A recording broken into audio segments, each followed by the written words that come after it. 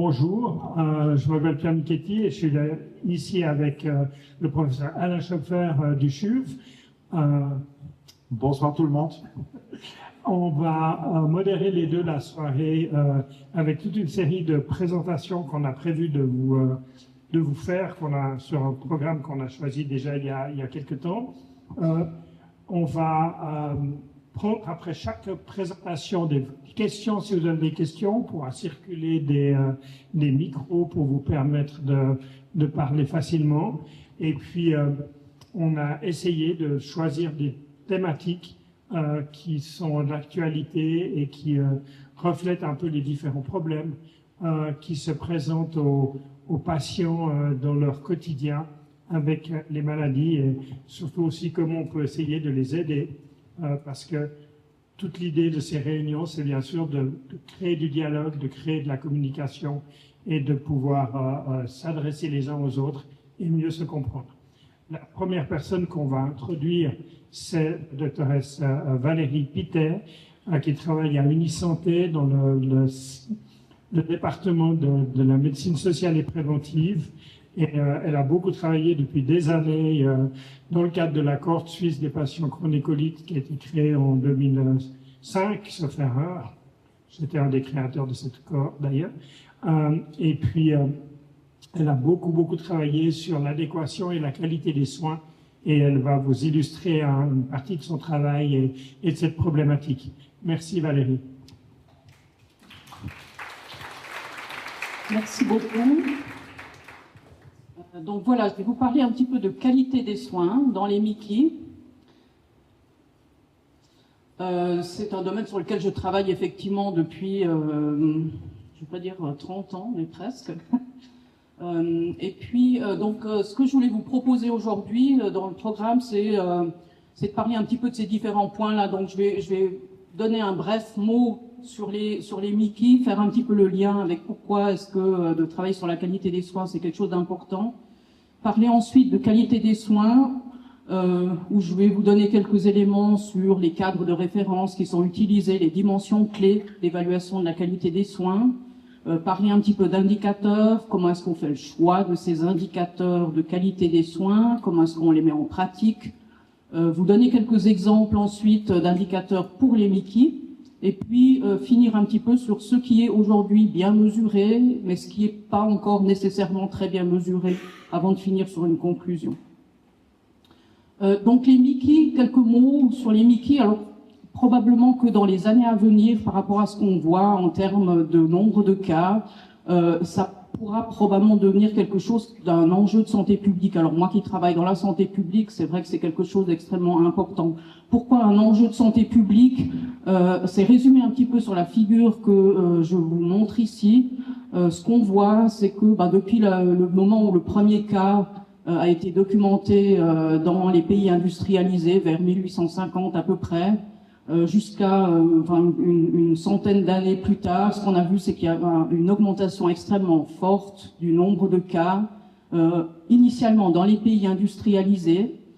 Et ce qu'on a vu à partir des années 1950, c'est aussi les premiers cas qui sont apparus dans les pays nouvellement industrialisés, notamment en Chine. Donc ce qu'on peut voir aujourd'hui, c'est une forte progression, toujours dans les pays industrialisés en termes de nombre de cas, mais on voit aussi une augmentation de ces cas dans les pays nouvellement industrialisés. Quelques données aussi en Suisse, d'après les études que nous avions faites dans la cohorte suisse IBD notamment, c'est que le nombre de cas estimés était de 37 000 personnes en Suisse atteintes de MICI. Alors c'est des études qui datent de 2014, probablement qu'aujourd'hui on a un nombre de cas beaucoup plus important. Ça représentait environ une personne sur 240 à l'époque qui était atteinte de ces maladies. En Europe et aux États-Unis, on estime qu'il y a environ 1,5 à 2 millions de personnes qui sont atteintes de ces maladies et l'estimation est à peu près de 7 millions dans le monde entier.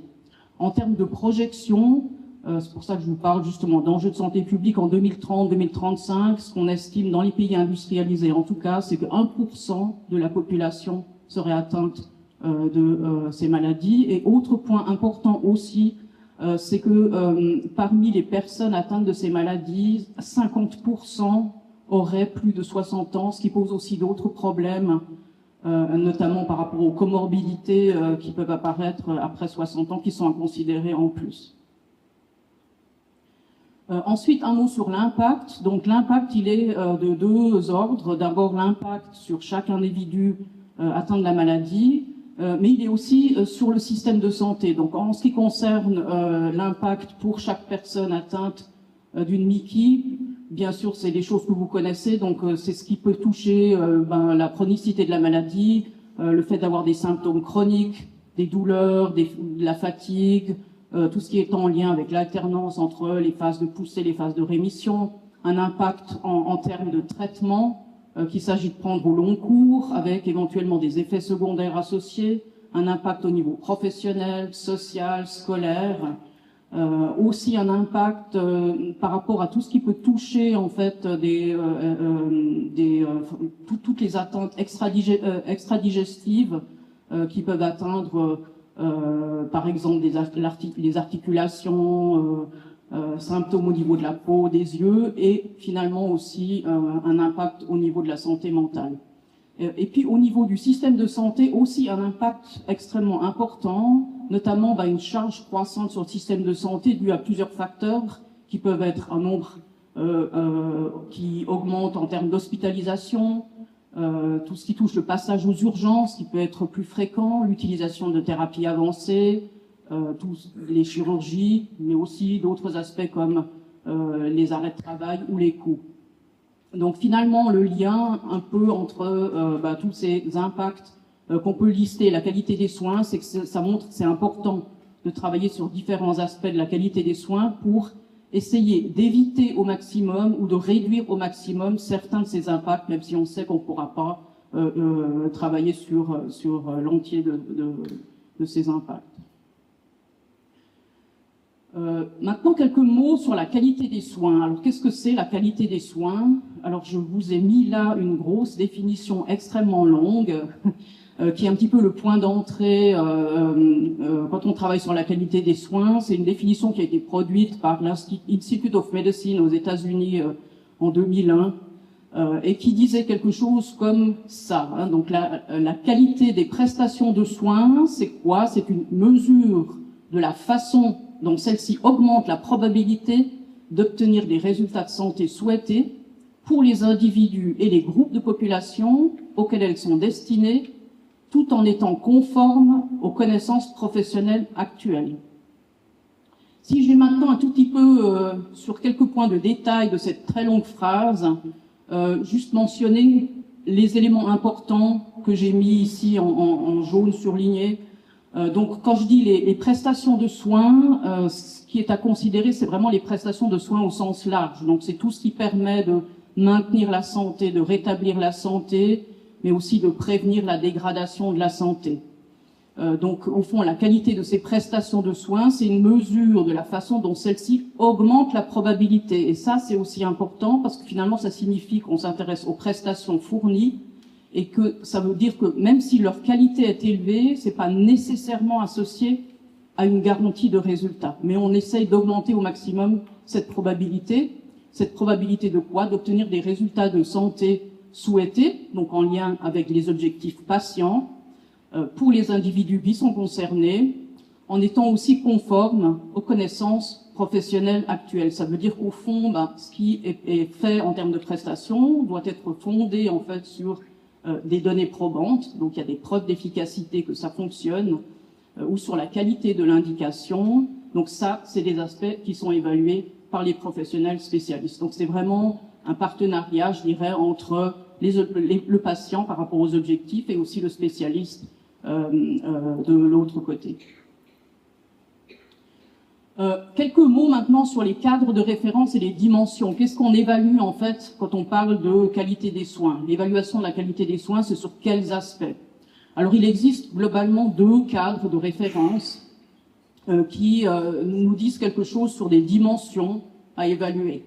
Le premier, c'est le modèle le plus courant, qui s'appelle le modèle de Donabédian. C'est un des précurseurs, en fait, je dirais c'est le premier qui a commencé à travailler sur la qualité des soins à la fin des années 60 et qui proposait d'évaluer la qualité sur 3 aspects, qui est d'une part la structure, donc les aspects structurels des services de soins, les processus de soins, qu'est-ce qui est fait, et finalement aussi les résultats de soins, ce qu'on appelle alors en anglais plus couramment les outcomes ou les outputs en termes de soins. Je vous ai mis ici quelques exemples. Donc si on travaille plutôt sur des aspects structurels des services de soins, ça veut dire qu'on va s'intéresser à quelque chose de l'infrastructure qui est disponible dans ces services, les équipements aussi, quelle est la composition de l'équipe, est-ce qu'on a un registre ou est-ce qu'il y a un dossier patient pour suivre les personnes qui viennent consulter dans le service, qu'est-ce qu'il en est de la logistique, des procédures internes, ou bien est-ce qu'il y a des formations qui sont proposées au team de soins. Ensuite, une autre dimension, c'est des processus de soins. Donc les processus de soins, ça veut dire qu'on va s'intéresser à quelque chose de l'ordre des actes techniques, aussi du respect justement des recommandations pour la pratique clinique, que ce soit au niveau diagnostique, au niveau thérapeutique. On va s'intéresser à des aspects de coordination des soins entre différents acteurs. Et puis on va s'intéresser aussi à voir s'il y a une bonne documentation sur ces processus dans les services concernés. Et puis enfin, on a cette partie qui concerne les résultats de santé, où là, ce qu'on vise, c'est d'évaluer, d'avoir des mesures sur, par exemple, ça c'est des exemples généraux, sur le nombre de personnes qui ont été hospitalisées pendant une année, le nombre de personnes qui a eu une chirurgie lourde pendant une année, des éléments liés à la qualité de vie ou à la satisfaction, par exemple, des patients par rapport aux prestations de soins. Et puis ce qu'on voit aussi, c'est que ce qu'on appelle les caractéristiques du patient, les valeurs, les préférences, elles peuvent influer sur ces 2 dimensions qui sont les processus de soins, mais aussi sur les résultats attendus. Tout le monde ne va pas nécessairement attendre les mêmes résultats, et puis les processus vont devoir s'adapter au fond aux caractéristiques du patient, si c'est peut-être une personne jeune, peut-être un homme, peut-être une femme, avec des caractéristiques spécifiques qui vont devoir être prises en compte. L'autre cadre de référence est un peu plus complexe. C'est celui qui est aussi édité par Institute of Medicine aux États-Unis et qui vise à évaluer les prestations sur 7 dimensions que je vous ai listées là. Donc, c'est un petit peu différent comme point d'entrée en termes d'évaluation. On va évaluer si les prestations sont sûres, c'est-à-dire qu'on vise à éviter les dommages liés aux soins, si elles sont efficaces, comme précédemment, si elles s'appuient sur des données scientifiques, si elles sont centrées sur le patient.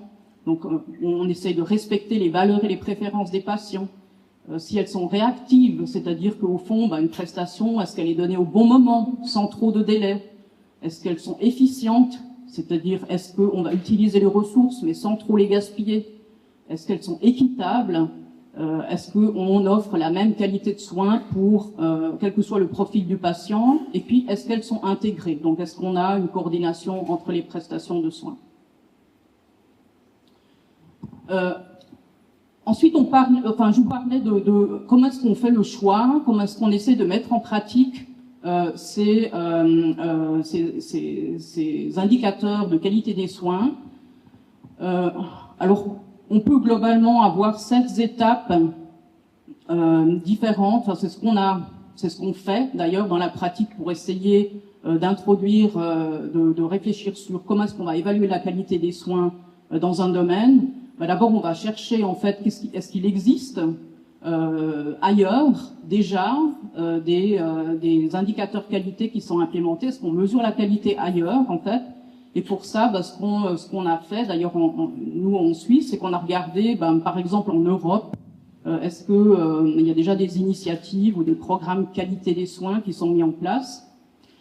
Ensuite, on va faire un choix. On va faire un choix de qu'est-ce qu'on va pouvoir mesurer qui soit quelque chose de faisable, qui soit quelque chose de pertinent en fait.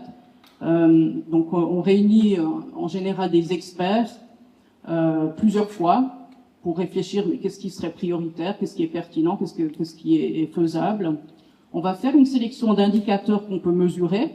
Et puis ensuite, on va intégrer ces données dans les systèmes d'information, que ce soit au niveau de l'hôpital, au niveau des cliniques ambulatoires, au niveau des pratiques ambulatoires. On va aussi collecter un certain nombre d'autres données, je vous dis ça parce qu'on va en parler après, notamment tout ce qui concerne, par exemple, la qualité de vie auto-rapportée par les patients. Et puis on fait des rapports pour pouvoir ensuite, entre centres cliniques, identifier les bonnes pratiques, faire des corrections et les adaptations nécessaires. Voilà, donc j'ai parlé un petit peu plus maintenant de nouveau, un peu plus concrètement par rapport aux défis, disons, qui pourraient être ceux des patients, de vous, avec ces maladies en lien avec la qualité des soins. Alors, j'ai mis ici quelques exemples, sûrement qui sont très loin de la liste complète, en fait, des préoccupations que vous avez en lien avec la qualité des soins, mais ils peuvent être de ce type-là. Alors, en fait, je les ai listés là pour vous montrer ensuite quel type d'indicateurs on peut utiliser en termes de mesures pour essayer de voir si on est dans la cible, en fait, de ce qu'on cherche à faire en termes de qualité des soins. Donc il peut y avoir des défis qui sont reliés par exemple aux aspects de continuité ou d'accès au suivi, avec peut-être une question, est-ce qu'il y a un accès égal ou inégal au centre expert Miki dans les différentes régions de Suisse?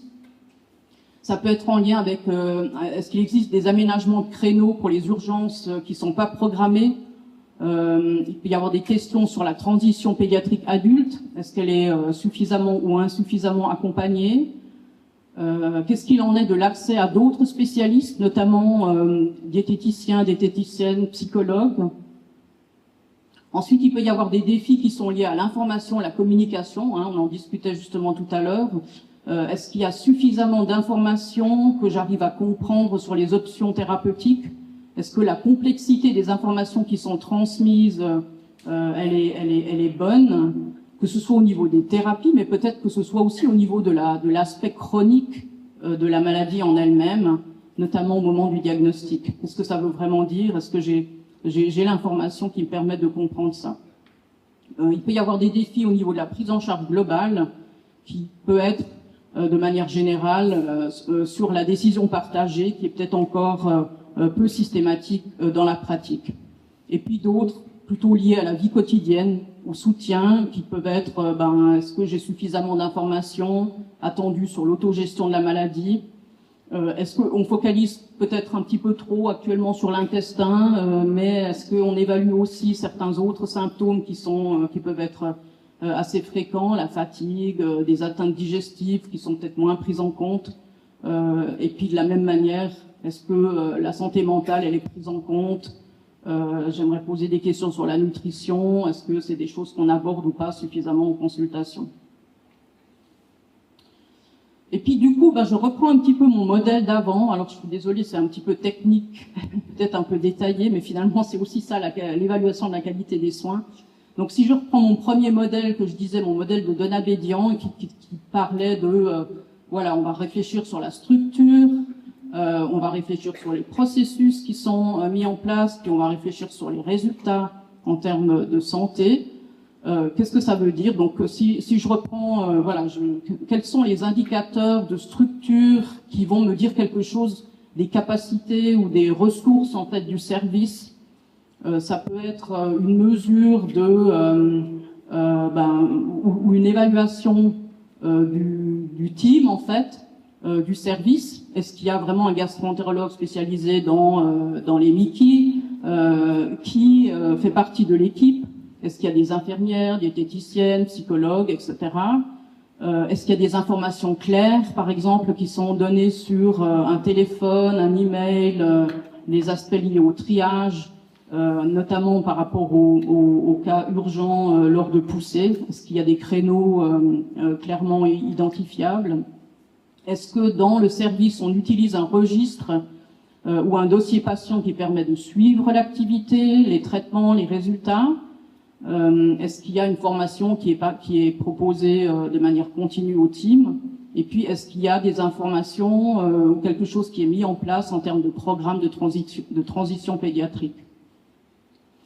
En ce qui concerne les indicateurs de processus, donc c'est qu'est-ce qui est fait vraiment dans le service? on peut faire des mesures sur l'évaluation qui est faite de manière régulière d'une activité clinique ou endoscopique. Donc, est-ce qu'on évalue, par exemple, régulièrement quelle est ma valeur de CRP, quelle est la valeur de calprotectine? Donc, on va faire une prise de sang, on va évaluer un certain nombre d'informations à partir de là. Est-ce que c'est quelque chose qu'on me propose régulièrement, comme on devrait me le proposer en fonction des recommandations pour la pratique clinique?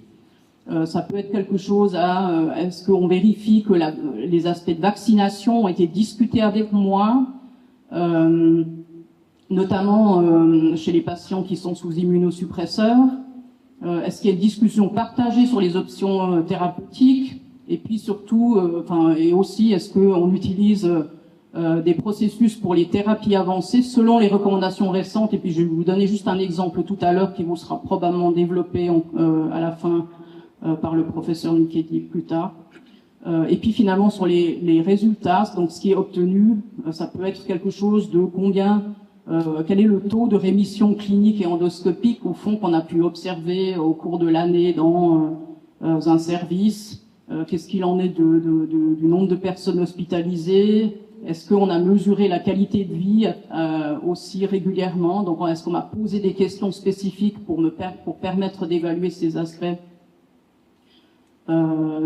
Et ça peut être quelque chose de complètement différent dans le sens de est-ce que j'ai reçu des flyers en fait d'informations quand je suis allée en visite? Et puis, ce sont des flyers qui me permettent de savoir est-ce qu'il y a des groupes de soutien, est-ce qu'il y a des informations pertinentes qui m'ont été mises à disposition. Voilà, donc je voulais juste donner un exemple un tout petit peu plus concret. Quand je parle de processus par rapport aux résultats, par rapport à ce qui a été développé dans la littérature, il y a ce qu'on appelle notamment la stratégie Treat to Target. Qu'est-ce que ça veut dire au fond? Ça veut dire que quand on parle d'une maladie active, ce qu'on va essayer de faire, c'est qu'au fond, on va définir une cible thérapeutique avec vous, et puis on va mesurer régulièrement ce qui va se passer de manière à ajuster le traitement si la cible n'est pas atteinte. Et c'est ce qu'on appelle, donc on va regarder ce qu'il en est du processus. Donc on peut avoir des cibles à court terme jusqu'à des cibles à long terme qui vont d'une réponse clinique, qui vont à la rémission, qui vont à une normalisation des valeurs de laboratoire, jusqu'à une cicatrisation endoscopique et une restauration de la qualité de vie. Et donc tout ce cycle-là est discuté avec vous pour pouvoir atteindre la bonne cible thérapeutique. Je voulais finir sur ce point en parlant un tout petit peu alors je vous ai montré des choses qui sont mesurées, mais il y a sûrement des choses qui sont encore à améliorer. Alors notamment en termes de résultats attendus, il y a un certain nombre de choses qu'on mesure bien aujourd'hui. J'espère que vous pourrez me dire qu'effectivement c'est le cas. Donc il y a tout ce qui est des biomarqueurs, j'ai déjà discuté avant, la CRP, la calprotectine fécale. On mesure bien quand même ce qu'il est de l'activité clinique, avec un certain nombre d'informations sur les symptômes que vous rencontrez. On mesure aussi bien ce qu'il est de l'activité endoscopique ou histologique. Et puis si vous avez recours à la chirurgie, donc c'est des informations qui sont notifiées dans les dossiers, de même que la réponse au traitement biologique, par exemple. Par contre, ce qu'on mesure encore actuellement pas nécessairement très bien, c'est peut-être quelque chose de plus général lié à la qualité de vie rapportée par le patient, qui peut être difficile aussi à mettre en œuvre dans une consultation de suivi. C'est-à-dire, ça veut dire au fond, on va peut-être vous poser un tout petit peu plus de questions sur la base d'outils qui existent pour pouvoir évaluer quelques aspects de manière régulière, en fait, à chaque consultation. Peut-être que certains symptômes aussi sont peut-être pas nécessairement toujours très bien collectés, qui peuvent, par exemple la fatigue, en lien avec la santé mentale, des aspects liés au sommeil peut-être, qui peuvent être aussi importants, des aspects liés aux difficultés rencontrées au niveau social, au niveau professionnel, au niveau sexuel, et puis ce qui peut toucher aussi tous ces symptômes en lien avec des atteintes extradigestives. Voilà, alors je voulais juste finir sur ça pour dire qu'au fond, en Suisse, depuis juin 2024, on a commencé un projet d'implémentation d'indicateurs de la qualité des soins pour les maladies inflammatoires chroniques de l'intestin. Donc c'est un projet pilote qui est financé par l'Office fédéral de la santé publique et qui vise précisément à sélectionner, à mesurer les indicateurs de la qualité des soins dans ces maladies, avec un objectif qui est de garantir à long terme des soins de qualité en Suisse, et en essayant aussi de voir ou d'essayer d'harmoniser, disons, les pratiques pour qu'il n'y ait pas trop de variations entre régions et entre services. C'est bien le but aussi de ces projets. Dans les participants actuels à ce projet, donc on a le centre GastroGeb du professeur Michetti, on a le service de gastroentérologie du CHUV avec le professeur Schöpfer, le centre sédunois de gastroentérologie à Sion avec le docteur Mottet, on a un autre centre à Genève à l'hôpital de la Tour, centre chronécolite de la docteure Restellini. On a le centre des maladies digestives à East London avec le docteur Maillard. Alors c'est le service de gastroentérologie à Clarnis à Bâle. Et puis on a une partie pédiatrique aussi, donc un centre de gastroentérologie pédiatrique à l'Inselspital à Berne qui participe au programme. Et ce programme est actuellement en cours et devrait se terminer en principe à la fin de l'année. Donc c'est vraiment un projet pilote pour voir au fond qu'est-ce qu'on arrive à mesurer, comment est-ce qu'on arrive à qualifier ce qui est bien fait, ce qui est peut-être à améliorer. Et ce sera quelque chose qui va, j'espère, apporter beaucoup à la qualité des soins des Mickey en Suisse. Donc en conclusion, juste quelques mots. Donc la qualité des soins, comme vous l'avez vu, repose sur l'organisation des structures de soins, des processus, des résultats. C'est quelque chose de mesurable. Il y a des lacunes qui persistent, y compris en Suisse. L'amélioration de la qualité, c'est un processus qui est continu, basé sur la mesure, réflexion d'équipe et innovation. Et puis, c'est aussi quelque chose à quoi vous pouvez contribuer, notamment en termes d'information, qui est importante pour nous, c'est de nous aider peut-être à expliciter ou nommer ce qui est important pour vous en termes de qualité des soins. Donc, est-ce que ça touche quelque chose des délais? Est-ce que ça touche quelque chose de la prise en charge, des préférences, des valeurs? Donc, je pense que vous avez beaucoup à apporter encore pour que nous puissions vraiment mesurer correctement la qualité des soins en Suisse. Voilà, je vous remercie.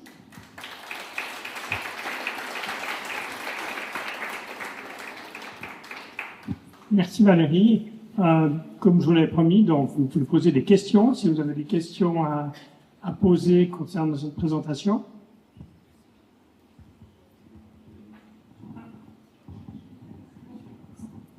Vous y allez ? Bonsoir, merci pour votre présentation. Je me posais une question. On recherche plein d'informations, on essaye de se coordonner en Suisse, mais est-ce qu'on va essayer de se coordonner avec nos pays voisins, avec les pays européens? Comment se passe cette collaboration? Parce que eux aussi, j'ai cru deviner, ils sont aussi touchés par cette maladie, ils ont aussi un certain nombre de patients.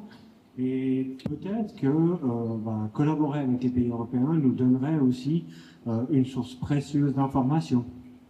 Tout à fait. Merci beaucoup pour la question. Alors je dirais, on collabore en fait déjà avec les pays européens, parce que la question de la qualité des soins est quelque chose qui est actuellement travaillé dans une grande organisation, qui est l'organisation européenne Crohn et Colite. Donc nous, ce qu'on fait, c'est aussi qu'on va chercher l'information. Je vous avais listé un tout petit peu les initiatives existantes. Donc on est vraiment en lien, je dirais, avec les initiatives existantes. Donc à travers ça, on a déjà une grande collaboration qui est en place. Le docteur Esprit est beaucoup trop modeste. Elle représente la Suisse dans cette organisation pour la qualité des soins. Merci. Si vous permettez, juste encore une deuxième question. Du coup.